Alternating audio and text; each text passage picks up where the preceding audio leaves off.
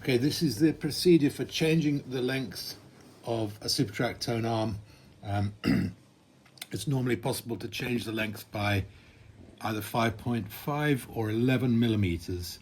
For that reason, our 9-inch arms are compatible with both Rega-type mounts and Linn-type mounts. So that means they're compatible with mounting the arm at a mount distance of 211 millimeters or a mount distance of 222 millimeters.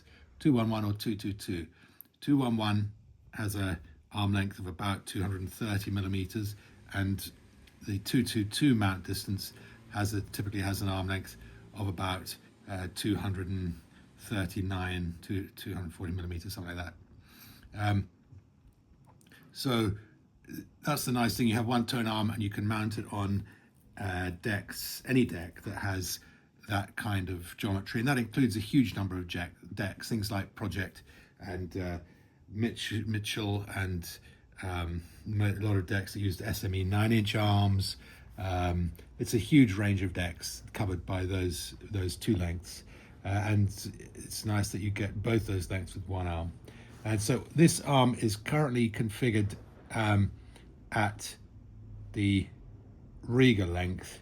It's actually it's 10 1/2 inches, but I'm going to pretend that it's a Rega length arm, and I just put a nitrile rubber glove on just to reduce the number of fingerprints I put all over the arm, because this I just want to keep it clean. But you don't have to do that. You can always wipe the surface of the arm. It's a Cerakote finish, so it's a ceramic paint. It's reasonably hard wearing. You can of course scratch it, but if you do get fingerprints on it, you can wipe it with a damp cloth to clean it up afterwards. So you don't need to handle it with kid gloves, but I've just done it to save me time. And so I'm just going to talk generally about what we're going to do.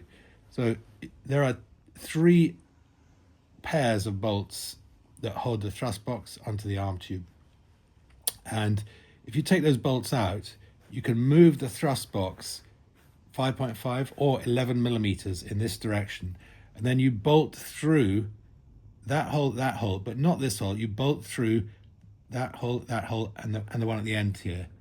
So there are 7 rows of holes in the top of the thrust box. Currently, our bolts are in holes 1, 3, and 5. And what we're going to do is unbolt those bolts, move the thrust box this way, and then we're going to bolt back into holes 3, 5, and 7. So the thrust box will have moved 11 millimeters that way. The process for shortening is more or less the same as the process for lengthening. You unbolt, you shift the thrust box, you bolt it back in again. It certainly makes it easier to take off the Vader and Vader gate mechanism here to get them out of the way of the bolts, give you better access to the bolts. So that's what I'm going to do first. As long as I don't turn the Vader bolt, the Vader will stay at the same distance from the gate, and so when we put the arm back together, it should actually the bearing should actually be set upright, because the Vader will not have turned at all, and so the lengths should all be right, still be right. It's worth checking it afterwards, obviously, but I expect that it will not really need adjustment afterwards, so we can safely take out the Vader gate. I've got a little bit of heat shrink around this Allen key, and that's just to avoid scratching the side of the arm here when I take out the Vader gate. And you could use tape, any tape, masking tape, or any sort of tape around the Allen key if you don't have any heat shrink, just to help make sure the Allen key doesn't scrape the side. It does actually have clearance, but if you're not careful, you can bang it into the side of the arm. And so the answer is either be very careful or put on some protective stuff on your Allen key, or actually best to do both. All right, so I'm going to start by removing the Vader gate, and to begin with, I'm just going to pop out the toggle on this room side hoist here. There's the toggle, and I'm pulling it out of the Vader gate. By the way, I should point out that the arm is in its transit configuration. So we've got the transit wedge there. So this is how it arrives. The arm is not free to wobble around on the pillar at the moment. In other words, the bearing is not operational. It's all, it's stabilized, and I can change the arm length with the arm in that configuration. So I take out the toggle there, and I should really have some tweezers. If you've got tweezers, recommend using them for this task, because it definitely makes it easier. But that's the Vader just popped out there. The reason I'm doing this on a pillow here is to try to retain any bolts and things that fall off. But there's the Vader, and he's come out now, so that's fine. He's come off the end of the bolt there. The Vader has a hole in the end there, and that's what the Vader bolt goes into. And the hoist comes around the back of Vader's head, and there's a slot in the back of his head, and that's where the hoist goes round that as a sort of pulley. So when you put it back in, the bolt goes in the front, and the hoist comes around the back and then back through the gate. So we'll see that when I put it at the end. I'll make that clearer. So now I've got the hoist out of the way. I can take out if they're stiff, you should have been supplied with each arm a truncated Allen key that makes things, it's just a little bit easier to undo things with the short end, particularly these bolts here. This gives you much better access inside the thrust box to the bolts. So if you've lost the truncated Allen key, it's quite easy to grind off a normal Allen key to make one. You can use an angle grinder to just cut through it. And so we're going to loosen the two bolts that hold the Vader gate onto the thrust box.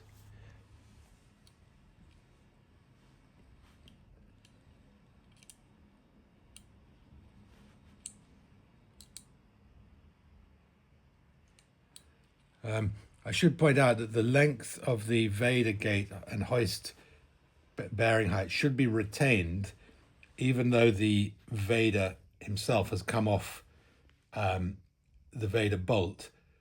The depth of the hole doesn't change, so when you put him back on the Vader bolt, he should be at the same position. So I don't expect the bearing suspension to change height. As long as you don't turn this bolt, everything should go back exactly as it was. Okay, so those are both loosened off. So now I'm going to use the protected Allen key to remove it.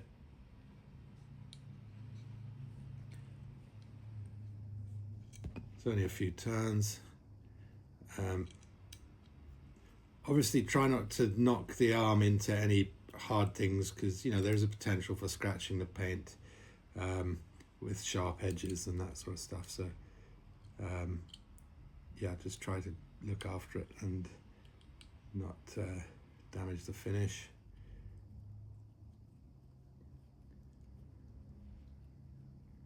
There's the Vader gate. You can see it's got these two bolts that hold it in place, and there are two threaded holes there. When you come to putting it back on, which I will show you, try not to move it around, let it flip around, because that will also scratch the paint. Those bolts, the ends of those, the noses of those bolts could scratch the paint, so it's worth getting it in position, being really careful to get the bolts into the holes and not let it flip around too much. Anyway, so the Vader gate is off, and so now we have better access to these bolts that hold the arm to the thrust box. And again, I'm going to use my truncated Allen key. Okay, I'm going to use my truncated Allen key to loosen off these bolts.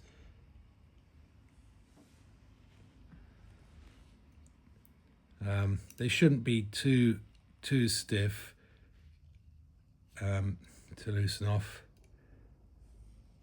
But when you do them up, you probably want to do them up at least as stiff as you found them.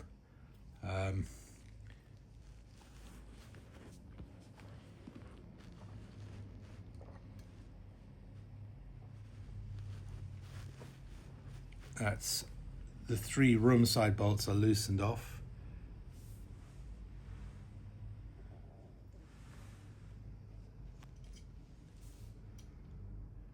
and the two forward spindle side bolts are now loosened off, but not the long bolt, this one that goes all the way through the thrust box.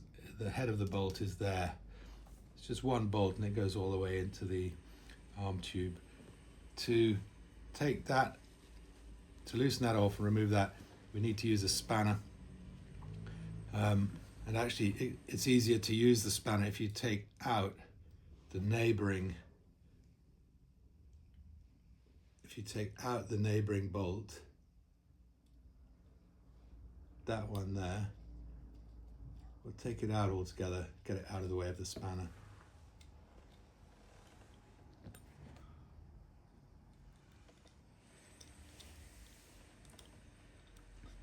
Coming out.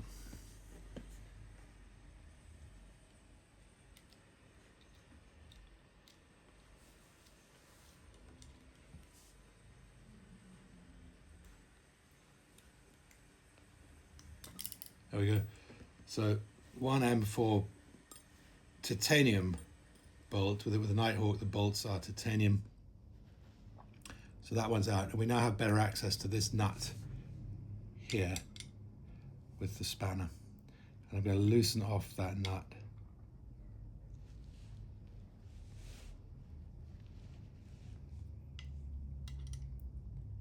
So I'm turning the nut so that it moves away from the arm tube.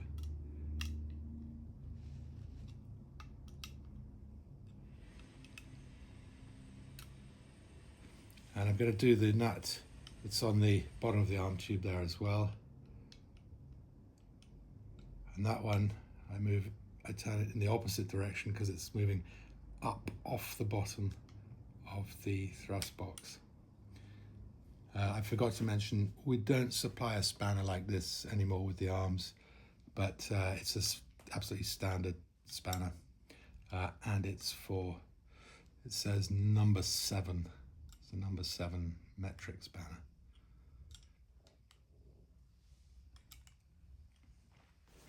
Okay, so both of the nuts are loosened off now. And what we're going to do is we're going to retract this long bolt far enough. We're not going to take it all the way out, but we're going to retract it far enough so that it's no longer in the arm itself.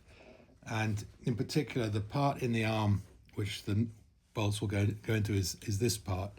There may be 2 of them, or there may be one joined like this. It varies depending on various factors, but it holds the nuts inside the arm that these bolts grip into. So don't be alarmed if it slides out a bit. It might do that, but signal wiring should hold it in place even when the nuts are all taken out. So at this stage, the next task is that we're going to try to withdraw the long bolt, and I've got to loosen it off, so I'm going to use this truncated Allen key to loosen it off. There we go. It's actually loose already, which is good. That results from the fact that we loosened the 2 nuts. And now I'm going to withdraw it something like 1 centimeter. To do that, what I'm going to do is with 2 fingers, or find some other method or a helper if you need one. The idea is to keep the nuts from moving as you turn the bolt, so that the bolt withdraws but the nuts kind of stay where they are. And that's what I'm doing now. So see, I'm using 2 fingers to stop the nuts from moving. And I don't want to bring it all the way out, so it's going to come out about 5 millimeters, something like that, is all I need to take it out so that the arm can detach.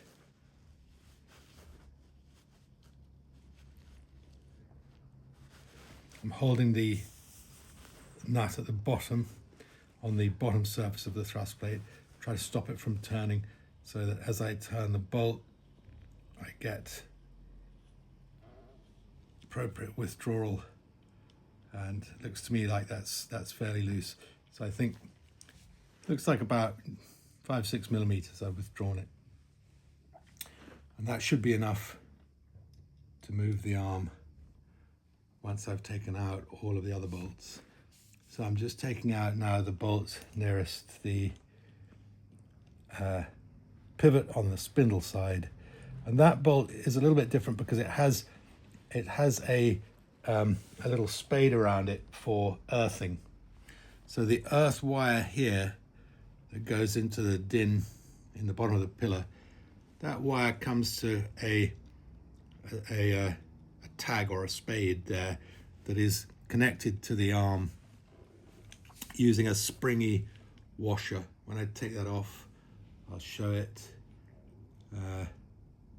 But that's how the earthing of the arm in general is, the arm tube and thrust box is achieved.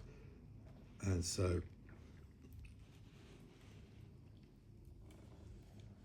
you should see when that bolt comes out, we should see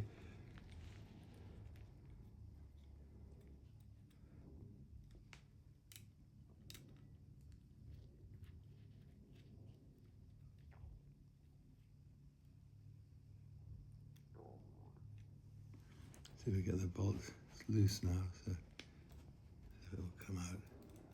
Tease it out. Okay, so there is one of the titanium bolts, and you can just see that the earth, I'll try and show you the spade for the earth.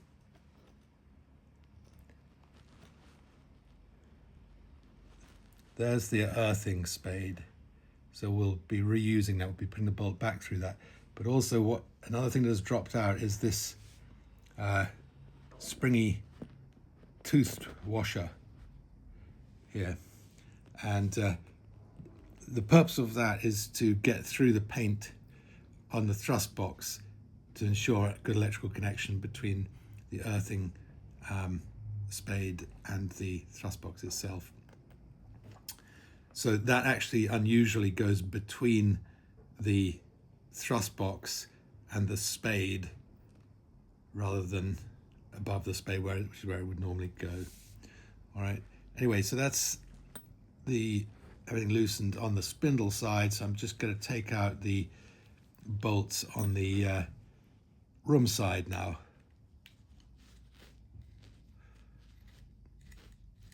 One. And these are all simple on the room side usually.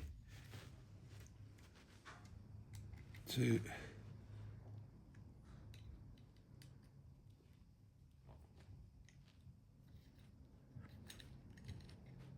3. I think the arm is just about loose now. Let's just check. And if you just move the arm around a bit, often that's enough to just get the bolts to drop out. There we go, there's another one. Titanium bolt.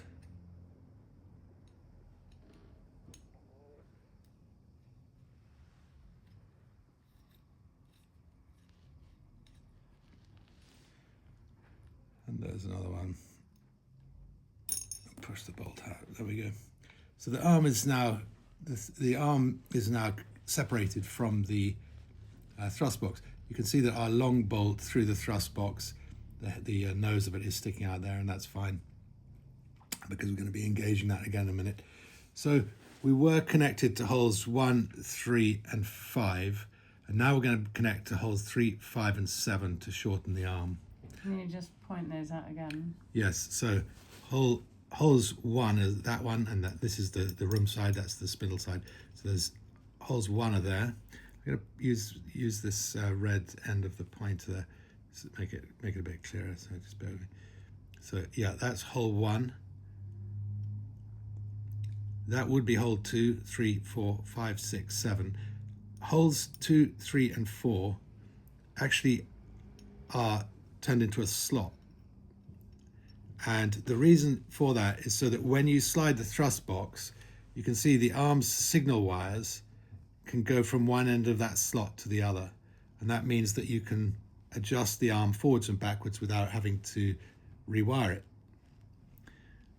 Okay, so that's why the slot is there. It enables the wires to slide forwards and backwards. So you don't have to do anything about the wiring. They'll just move back to the number 4 position.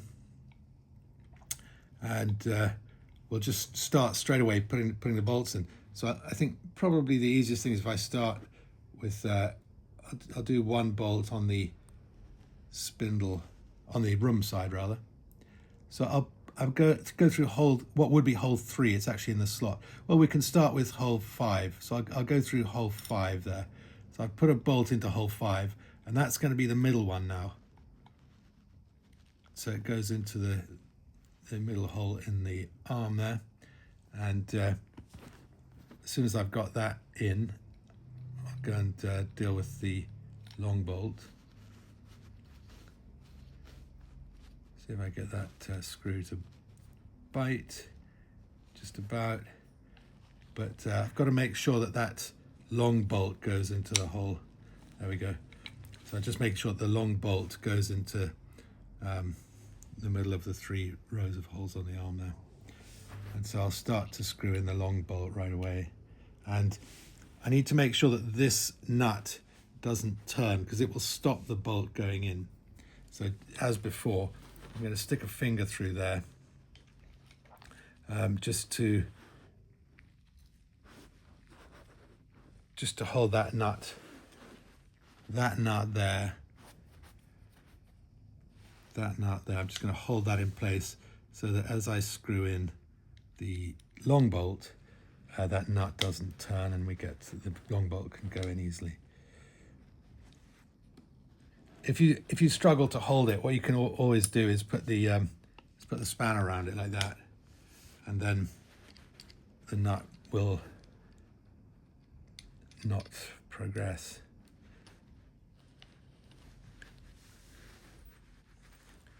Okay. That seems to be going in all right. It's not pushing the arm away, so that's a good sign. And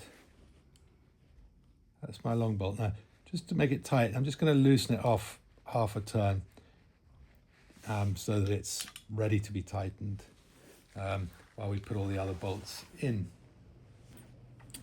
I'll start with the other room side bolts because they're easy.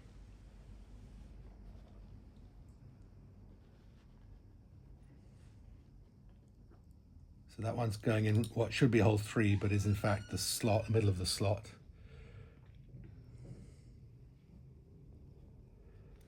And be careful not to trap the signal wires with the bolts when you're tightening them up. So just make sure the wires are free of the bolt. Push them aside a little bit.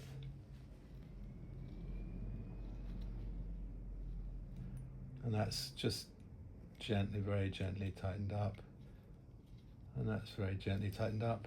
And I'll do the 3rd bolt on the room side. And this is going in hole 7. So we've moved from holes 1, 3, 5 to holes 3, 5, 7. And you'll notice at the back of the arm here, we now have an overhang of about 1 centimetre, which wasn't there before, because the thrust box has moved this way on the arm. And that has shortened the arm by 11 millimetres. So those are all not tightened, but just gently screwed in. Now the earthing hole is a little bit tricky.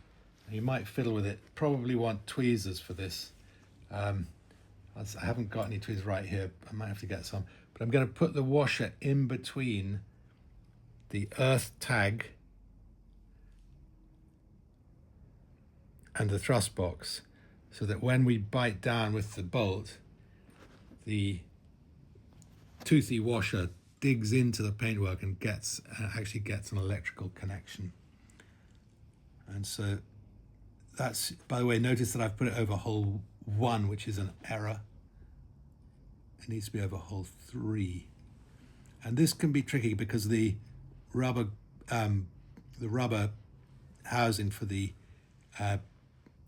electrics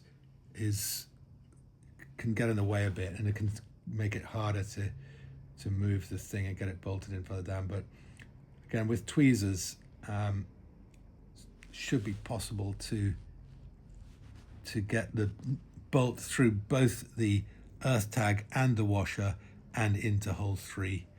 I say it should be possible. I'm going to now try to demonstrate it. We'll see what happens. I've lost my washer again. I can't see where it's gone. There it is.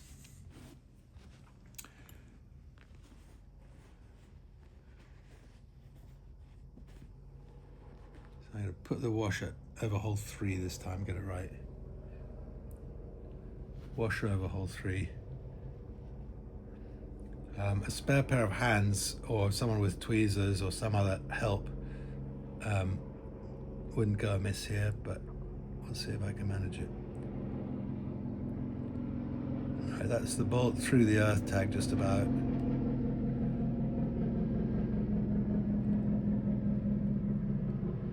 I'm just trying to cajole the washer onto the end of the bolt too.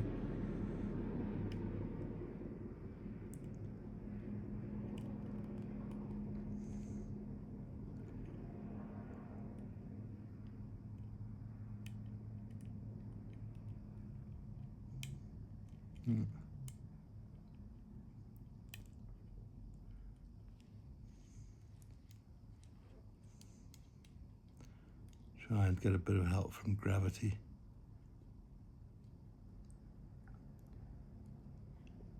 It's worth using your reading glasses or maybe some special magnifying glasses for these tasks. But yeah, there we go.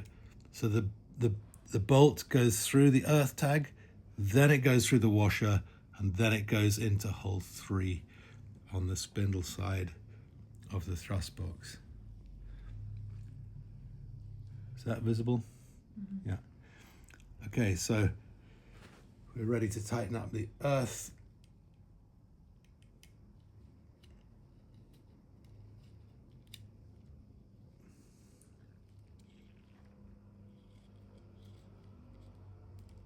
Not too tight. So the next thing, I'm not going to put the last bolt in hole number 7 yet, because I want to have a bit of access to this nut to tighten it up before I then put in the last bolt. But before I tighten any of the bolts now, I need to ensure that the position of the thrust box on the arm is straight and pulled to the back and lines up right. It doesn't have to be perfect at all. There's plenty of leeway, but it looks a bit nicer if it's more or less at right angles to the arm. It won't affect performance at all, really, if it's a couple of degrees off. Makes no significant difference. But that's it. I've got it more or less in the position I want now, so I'm going to start tightening gently tightening each of the bolts just a little bit, just to get it to grip so that it won't move as I tighten them all the way.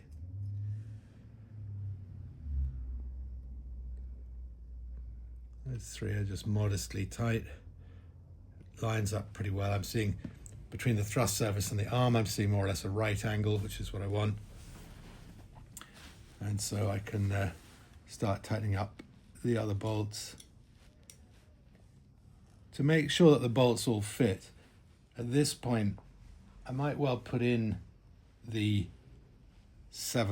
hole 7 spindle side bolt with a view to taking it out again in a minute to tighten up the long bolt. But I'll just put it in to make sure its position is good as I tighten the other bolts. I don't need to tighten it. And so at this stage, I'm going to tighten all the bolts. I'm just holding the rubber boot around the signal wires there to make sure that the earth tag doesn't rotate as I tighten the bolt. So I've just got my index finger there, stopping this earth tag from rotating as I tighten the bolt that grips the earth tag. A lot of this is sort of common sense, but when you actually do it, it can take a little bit of working out, and so it helps to have seen it done. Right, so that's the earth tag nice and tight. Maybe tighten it a tiny bit more.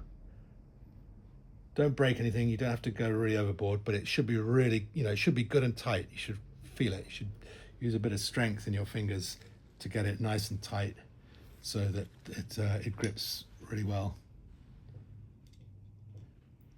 And finally tighten the room side, the 3 room side bolts, the 3 uncomplicated bolts.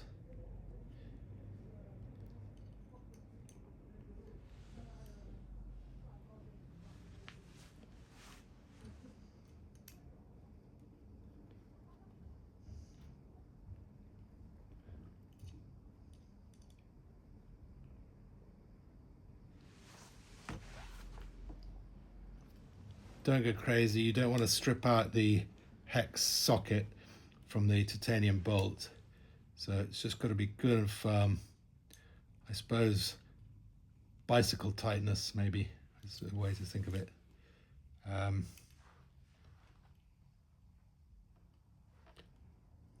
Good and firm, but not so much that you damage anything.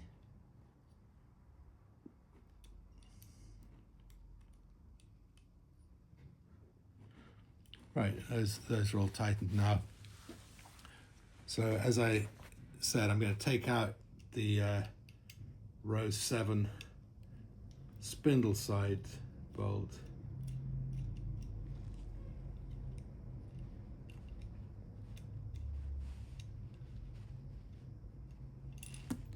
There it is. So now I've got better access finally to tighten up the long bolt. And I start by actually tightening the bolt itself.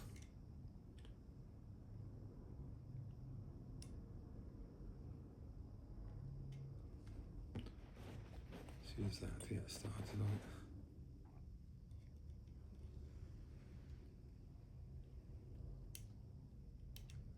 There we go. Okay, so that's tightening the bolt into the arm. I'm going to get that good and tight, because I'm not going to be able to tighten it up anymore subsequently. So that's good and tight. And now the next thing I do is tighten up the nut at the top surface of the thrust box.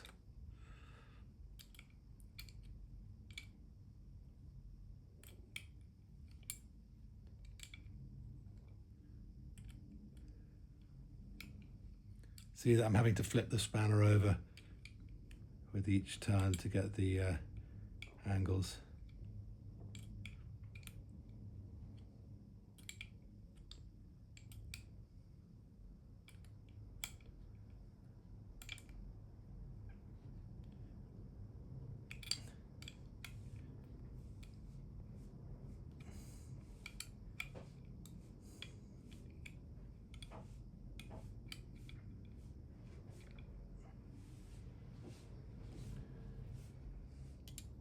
Depending on your spanner, the neighboring bolts could be in the way.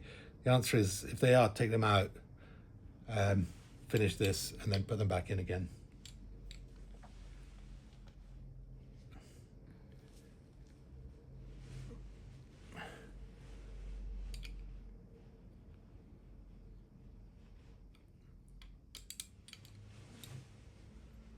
You can also go in from the other side to get better access if you need to.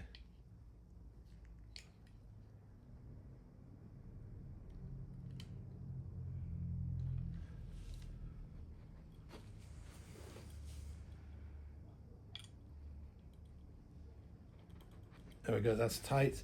Now I'm going to do the nut at the bottom, on the bottom surface, just to make sure it's gripping.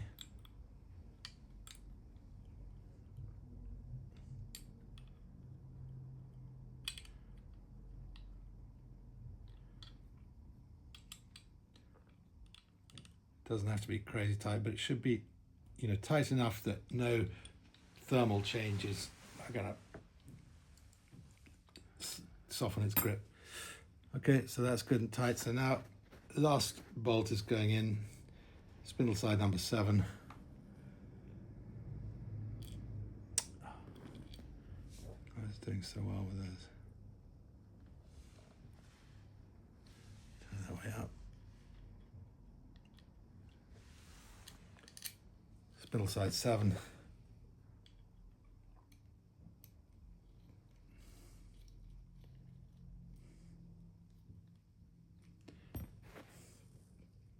All right, let's get these 2 spindle side short bolts nice and tight. That's tight.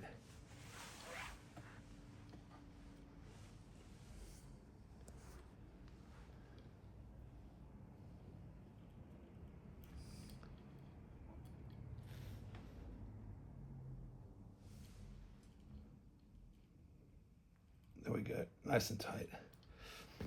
And so that's it. So all the bolts are back on, and you can see now that they are, instead of being through the holes 1, 3, and 5 on the thrust box, they're through holes 3, 5, and 7 on the thrust box.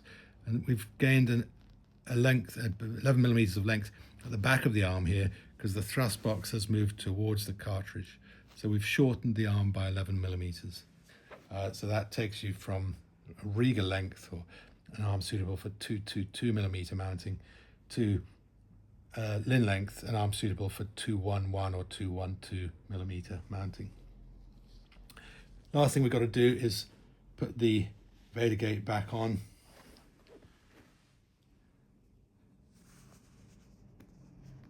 Pretty self-explanatory. Let's see if I can pick it up with the Allen key. There it is. And I'm careful not to trap the hoist itself, and I don't want that screw turning the main Vader bolt, because we know it's set correctly. But I've got to manage to locate this bolt over the hole and get the nose in. Is that in? Yeah. So once the nose of this bolt is in, I can now position it and try and get the other nose, the nose of this bolt in. Yeah, that's in. I'm going to get the hoist out of our way here so that it's not trapped. And just tighten those 2 up.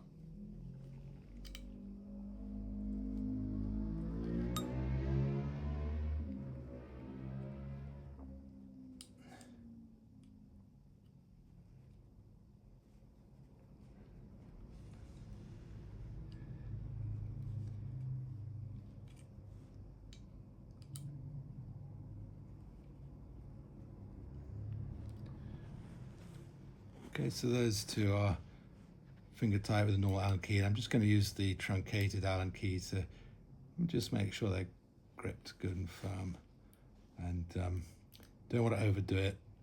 It's an ABS part, it doesn't need to be deformed by too tight a bolt, as long as it's stiff and rigid and not able to move at all. That's it. So now the tricky part, we've got to get the hoist and the hoist toggle through the gate, round the back of Vader's head, back through the gate again. And I haven't got any tweezers, so we'll have a go. I'll see if I can do it without tweezers. So getting it through the gate first is easy, right? So the hoist is through the Vader gate there now. And I can just drop it through with gravity there, so that it comes through on the other side like that. You can see it hanging there. Now I'm going to turn the arm level so that I can put the Vader in position. Push him in from that side, and obviously push the hole onto the end of the Vader bolt so that he's positioned there now, with the Vader bolt through his face. And then the next tricky bit is making sure that you get the hoist to catch in the slot on the back of Vader's helmet.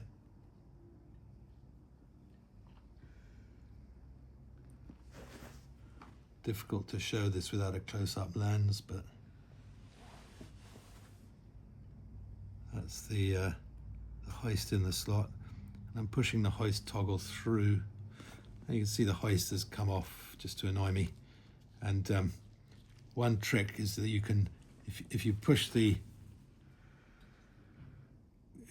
hoist through to the far side, the dark side, then and then put your finger on the back of, or on the top of Vader's helmet. Hopefully from then on it won't be able to slip over the top. So with any luck, that is now going to get trapped on the back of Vader's helmet. I'm gripping the toggle, pulling it. How does it look? Yes, it's resisting. And I pop the toggle back through the gate again on top of the other bit, and that's the toggle back in the gate. And just check that the hoist is in the slot on the back of Vader's head there, and so that's now trapped, and will support the arm. It may well be that when you install the arm, you want to look at just getting the bearing height exactly right, so making sure that the pivot point is precisely between the two flex points on the hoists there in a perfectly straight line, and small adjustments to the Vader bolt might be necessary, but usually I find it isn't. Usually I find that the Vader bolt holds its position perfectly well, and so all the geometry remains correct. And that's it. That is an arm shortened by 11 millimeters. Obviously, to lengthen an arm by 11 millimeters when it's in this position, you essentially do the same process, and the only difference is that you're going to slide the arm backwards, and you're going to put the bolts into rows 1, 3, and 5 instead of rows 3, 5, and 7. Hope that helps. Any questions? SUPATRAC.com.